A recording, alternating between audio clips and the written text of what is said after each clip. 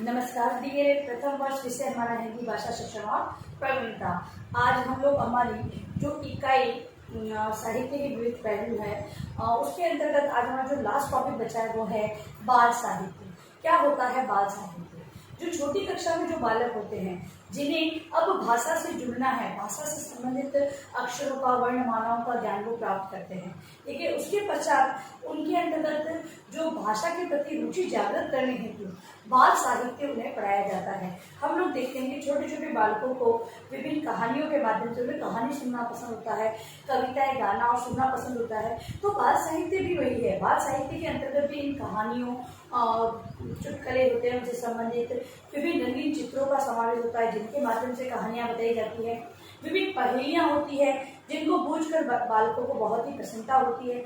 ये सारी चीजें बालकों को भाषा के और भाषा को समझने की ओर ले जाती है, मतलब कि भाषा के बारे में ज्ञान प्राप्त करने हेतु ये सारी चीजें सहायता प्रदान करती है। क्योंकि बालकों को इन चीजों में रुचि होती है, जब इन चीजों में उन्हें रुचि है तो वो सारे साहित्य को पढ़ना प्रारंभ करते हैं, मतलब कि बाल साहित्य को पढ़ना स्टार्ट करते हैं। बाल साहित्य पढ़ते पढ़ते उनकी जो समझ है वो भाषा के प्रति इतनी विकसित हो जाती है कि वो विभिन्न प्रकार के, मतलब आगे भी जब किसी भी प्रकार के जो कठिन शब्दों का समावेश होता है तब भी वो सरलता से इसका जवाब दे देते हैं। क्योंकि यहाँ पर आकर जब उन्होंने इतने साहित्य को वो पढ़ लेते हैं तो उनके अंदर ये समझ विकसित हो जाती है कि इन शब्दों के अर्थ क्या होंगे, अर्थ ग्रहण की क्षमता वहां पर उनके अंदर विकसित हो जाती है। बाल साहित्य की कुछ सामान्य जानकारी के बारे में हम चर्चा करेंगे। तो गद्य पद्य की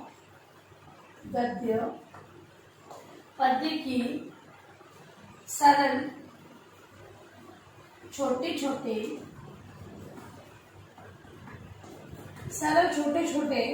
वाक्यों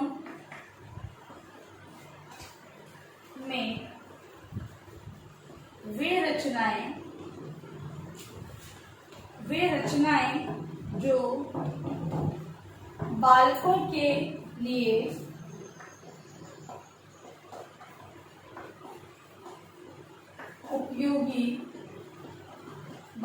के लिए उपयोगी हो, बाल साहित्य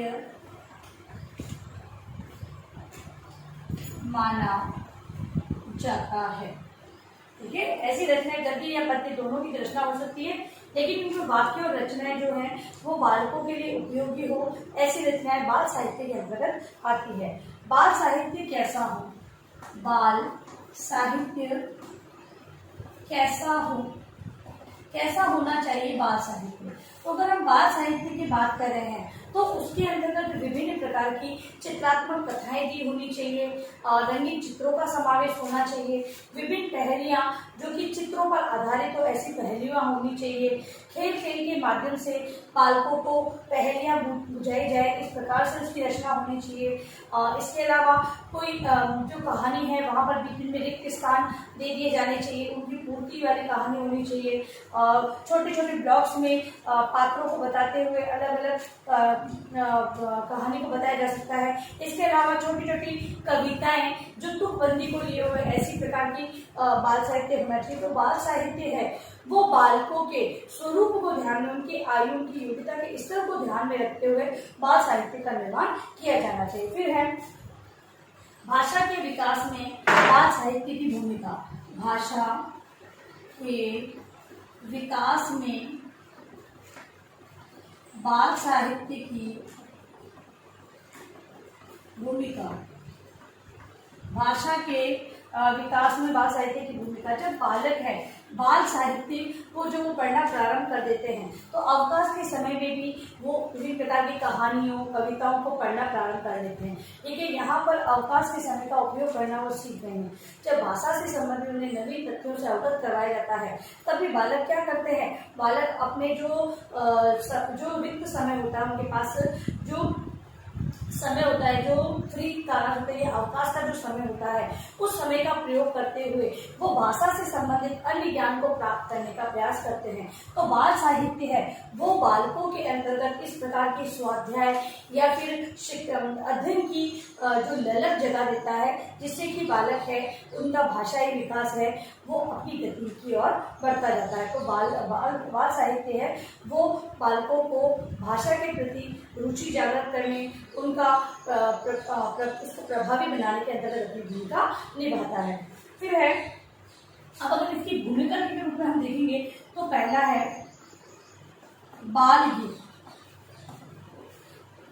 अगर बच्चों की भाषा का विकास कर रहे हैं तो उसमें बाल गीतों का यदि समावेश कर दिया जाएगा, छोटे छोटे गीत। हम तो देखते हैं कि कविताएं छोटी कक्षाओं में बिल्कुल छोटी छोटी कविताएं होती है जो तुकबंदी को ली होती है, 4 से 5 लाइन की पंक्तियों की कविताएं होती है। फिर बड़ी कक्षा में जाते हैं तो अर्थ को जानने वाली, भाव को ग्रहण करने वाली ऐसी कविताओं का समावेश किया जाता है। तो जो बाल गीत है, बाल गीतों के माध्यम से बालक है वो भाषा की ओर बढ़ते हैं, विभिन्न अर्थों को जानते हुए उसे समझने का प्रयास करते हैं। दूसरा है अभिनय प्रधान कविता।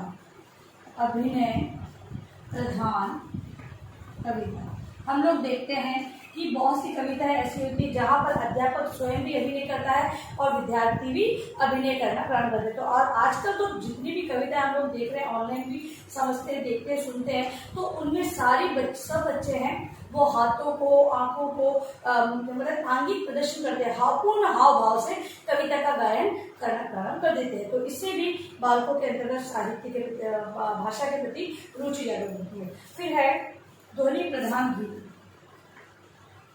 ध्वनि प्रधान गीत, कुछ गीत ऐसे होते हैं जो केवल ध्वनि के माध्यम से, मतलब जो बच्चे हैं वो सुनकर ही उन्हें वो गाना प्रारंभ, उनके अर्थ को नहीं जानते, लेकिन उसके अंदर जो ध्वनि प्रधानता है उसी के आधार पर उसे ग्रहण कर लेते हैं। तो इस प्रकार के भी होते हैं। इसके अलावा बाल कहानियां,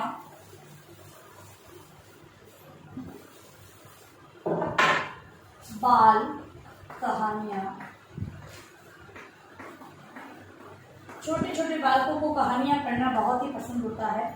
इस हेतु भाषा के अंतर्गत बाल कहानियों का समावेश किया जाता है और भाषा का विकास आगे बढ़ता है। फिर है चित्र पठन। चित्रों को पढ़ते वक्त चित्र पठन, चित्रों के आधार पर ज्ञात किया जाता है कि किस प्रकार उसमें किस कहानी को बताया गया है, किस प्रकार की शिक्षा दी गई है, वो सारी चीजें बताई जाती है। फिर है चित्रमय कहानी। चित्रमय कहानी, यहाँ पर केवल चित्र दिए होते हैं और कहानी का वाचन करना होता है, लेकिन यहाँ पर चित्रों के साथ कहानी भी लिखी होती है और चित्रों के आधार पर कहानी को ध्यानपूर्वक देखकर, चित्रों को देखकर कहानी को समझा जाता है। अगला है पहेलियां बूझना। पहेलियां बूझना, पहेलियां बूझने से क्या होता है कि बालकों के अंतर्गत पहेलियों के माध्यम से उनकी जो चिंतन है, तर्क शक्ति का विकास होता है और भाषा के अंतर्गत चिंतन और तर्क की बहुत ही आवश्यकता होती है। फिर है चित्रकला। चित्रकला, विद्यार्थियों को किसी भी प्रकार की एक वास्तु स्थिति के बारे में बताइए, प्रकृति चित्रण आपको करना है, प्रकृति से समझ आप आसपास के पेड़ पौधे देखिए, कोई झोपड़ी है, इस प्रकार से वातावरण का वो चित्रण करते हैं। तो चित्रों के माध्यम से भी हम भाषा का ज्ञान, विभिन्न चित्र बजा दिए जाए और उनके आधार पर शब्द लिखने के लिए कह दिया जाए, तो ऐसा भी एक अध्यापक करवा सकता है। फिर है वार्तालाप। वार्तालाप से बालकों के अंतर्गत मौखिक अभिव्यक्ति का विकास होता है, वे अपने भावों विचारों को व्यक्त करने में जो हिचकिचाहट होती है उसकी उनकी वो दूर हो जाती है। तो वार्तालाप के माध्यम से भी हम उसकी भाषा का विकास कर सकते हैं। फिर है बाल एकांकी। बालकों पर आधारित, छोटे छोटे बालक हैं वो किस प्रकार छोटे पात्रों को निर्वहन करते हुए एक एकांकी के रूप में अभिनय करवाया जाए, इस प्रकार की भी बाल एकांकियों का समावेश बाल साहित्य के अंतर्गत किया जाता है। फिर है संवाद पाठ। संवाद पाठ, जिसे हम नाटक भी कह सकते हैं, मतलब कि जिसमें सभी पात्रों के अलग अलग संवाद दिए होते हैं, उसी के आधार पर पूरी जो पाठ की रचना की जाती है, संवाद पर आधारित रचना। तो इस प्रकार से बाल साहित्य के अंतर्गत इन सभी चीजों का समावेश किया जाता है, जिससे कि बालकों के अंतर्गत भाषा के प्रति रुचि जागृत हो, तो भाषा को पढ़ना और समझना सीखें। ठीक है, अब देखिए अपना गृह कार्य प्रश्न। आज हमारी जो इकाई है, ये वाली इकाई 6 साहित्य के विविध पहलू, ये कंप्लीट होती है। लास्ट हमारा टॉपिक था बाल साहित्य। अब इसे आप एक निबंधात्मक उत्तर के रूप में लिखकर लाएंगे। प्रश्न अपना निबंधात्मक बनता है, बाल साहित्य से क्या अभिप्राय है? भाषा के अभिप्राय है, भाषा के विकास में, भाषा के विकास में इसकी भूमिका बताइए। भाषा के विकास में इसकी भूमिका को आपको बताना है, जो कि हम लोगों ने आज किया है, ठीक है। और अंत में आप लोगों से निवेदन है कि इस महामारी के दौर में कम से कम आवश्यक कार्य होने पर घर से बाहर निकले। बाहर निकलते तो 3 बातों का विशेष ध्यान रखें, मास्क लगाएं, सोशल डिस्टेंस बनाएं और हाथों को बार बार सैनिटाइज करते रहें। सुरक्षित रहे, सभी का ध्यान रखें। धन्यवाद।